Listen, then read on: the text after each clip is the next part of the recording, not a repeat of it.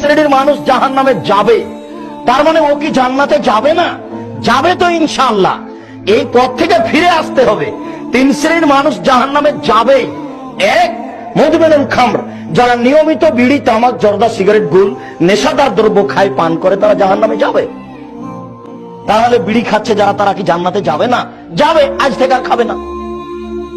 বলবে যে আল্লাহ খাবো না, ভুল হয়েছে, মাফ করো। আল্লাহ এই কথাটা আপনার শুনতে চাচ্ছে যে আপনি কখন বলবেন, কখন বলবেন। নইলে তো চাইলে ওই যেদিন আপনি বিড়ি মুখে দিয়েছেন, সিগারেট, তখনই তো আল্লাহ আপনাকে ধ্বংস করতে পারে। তা তো ধ্বংস করা কোনো ব্যাপার নাই, কোন এখন হ বললে হয়ে যাবে। 2, আর রাজনা তুমি নেশায়, পুরুষের বেশধারী নারী জান্নাতে যাবে না। যারা পুরুষের জুতা স্যান্ডেল পরে, যারা পুরুষের শার্ট প্যান্ট পরে, যারা মাথার চুল ছোট করে, যারা পুরুষের পোশাক পরে চলে, তারা জান্নাতে যাবে না।